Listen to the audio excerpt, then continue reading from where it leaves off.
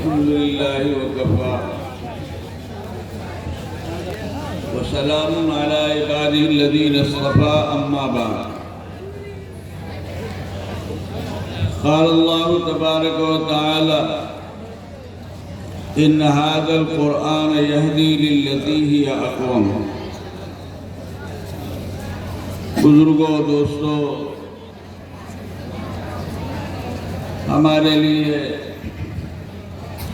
یہ مجلس بڑی سعادت کی ہے، مسرت کی ہے. بالخصوص اہل مدرسہ، اساتذہ، منتظمین، معاونین و محبین، ان کے لیے کہ اس مجلس میں ایک بڑی تعداد اس ادارے سے حفظ کلام پاک کی تکمیل کرنے والی یہاں کے طلبہ کی، ان کا اعزاز کیا گیا اور ان کے سروں پہ جو تاج یہاں ممکن ہے وہ ان کے سروں پہ رکھا گیا. اللہ تعالیٰ ان بچوں کے حق میں، ان کے گھر والے اور سبھی متعلقین، محبین، سبھی کے حق میں اس کو خیر و برکت کا ذریعہ بنائے، قبول فرمائے. آمین. ادارہ ہے اور یہ چیزیں بتاتی ہیں کہ ادارہ فعال ہے، کام کر رہا ہے. محبین، معاونین جو امیدیں اور توقع رکھ رہے ہیں اور جو مدد و نصرت کر رہے ہیں، اس کا جو صلہ ملنا چاہیے وہ ان کو مل رہا ہے. اللہ تعالیٰ اس ادارے کو تمام شرور و فتن سے محفوظ رکھے. آمین. اور اس کی حفاظت فرمائے اور ترقیات سے نوازے. آمین. بزرگوں، دوستو، حفظ کلام پاک کی دولت یہ بہت بڑی دولت ہے. بھائی ایسا ہے ختم کرا دے تو اچھا ہے. بھائی ادھر جو لوگ کھڑے ہوئے ہیں اور جو فوٹو کھینچنے کا ماحول بنائے ہوئے، ویڈیو کرنے کا، ان سے گزارش ہے کہ اس کو بند کر دیں. اس کو بند کر دیجئے، ڈسٹرب ہو رہا ہے. اور سب جا کر کے پنڈال میں بیٹھ جائے اپنی اپنی جگہ پر. جائیے. ہاں معذور صاحب سب کو کھینچیے ادھر. اب بھائی ادھر جگہ نہیں ہے تو یہیں بیٹھ جاؤ آ کر کے.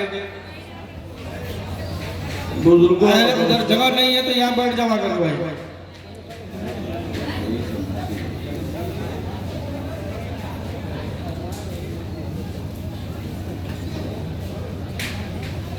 بیٹھ لائیے. بھائی پیچھے جگہ نہیں تو یہیں بیٹھ جاؤ. سب کہاں جا رہے ہو؟ یہیں بیٹھ جاؤ. سوال جواب کی طرف. بزرگوں، دوستو، یہ یقیناً بڑی سعادت کی بات ہے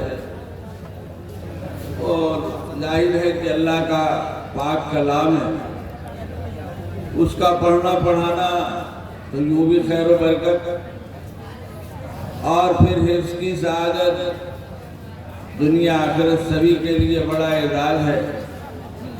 بہت سی چیزیں آپ نے سنی ہے، سنتے رہتے ہیں، لیکن بزرگوں، دوستوں، بنیادی طور پر جو چیز ہم سے مطلوب ہے قرآن کریم کی نسبت سے، وہ محض اس کے لفظوں کا پڑھنا یا اس کے لفظوں کا یاد کرنا نہیں ہے.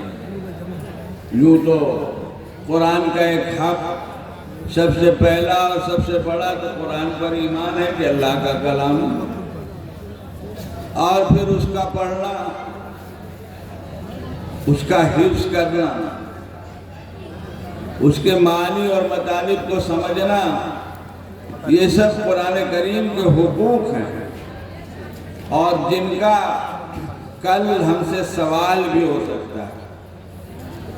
اللہ تعالیٰ فرماتے ہیں قال الرسول یا رب ان قوم اتخذوا هذا القرآن مہجورا، رسول کہیں گے پروردگار میری قوم نے قرآن کو چھوڑ دیا تھا۔ یہ حقوق ہیں جن کے سلسلے میں ہم سے بہت کوتاہیاں ہو رہی ہیں۔ کتنے مسلمان ہیں کہ جنہوں نے قرآن نہیں پڑھا، ماننے کی ایسی جگہ تھے جہاں انتظام نہیں تھا، آج تو بڑے مواقع ہیں لیکن اپنے بچوں کو قرآن نہیں پڑھوا۔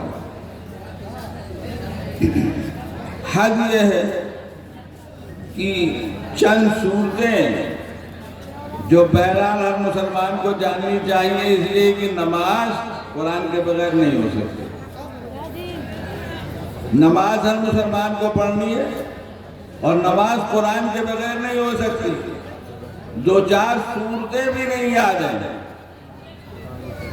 دوسری تعلیم میں ایسا اشتغال اور انہماک ہے، بات ان کی نہیں ہے کہ جو جاہل محض ہے کچھ نہیں پڑھے ہیں، نہیں، خوب پڑھے ہیں لیکن پوچھا جائے تو قرآن نہیں پڑھا، سورہ فاتحہ نہیں یاد ہے، چھوٹی چھوٹی صورتیں نہیں یاد ہے۔ یہ کیا چیز ہے؟ لاپرواہی۔ ان ساری چیزوں کا سوال ہوگا، اور سب سے بڑا حق اور سب سے بڑی جو چیز ہے جس کا سوال ہوگا بزرگوں دوستوں، وہ یہ ہوگا کہ قرآن کریم اس لیے دیا گیا تھا کہ تمہاری زندگی قرآن کے مطابق۔ سب سے بڑا حق قرآن پر عمل کا ہے۔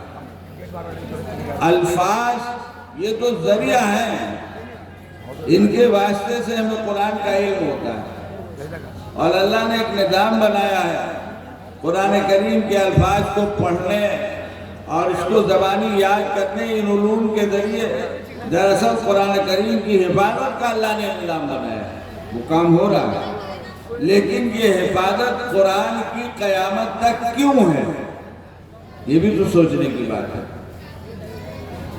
آخر کیوں اللہ نے یہ اعلان کیا، وعدہ فرمایا، اِنَّا نَحْنُ نَزَّلْنَا الذِّكْرَ وَإِنَّا لَهُ لَحَافِظُونَ،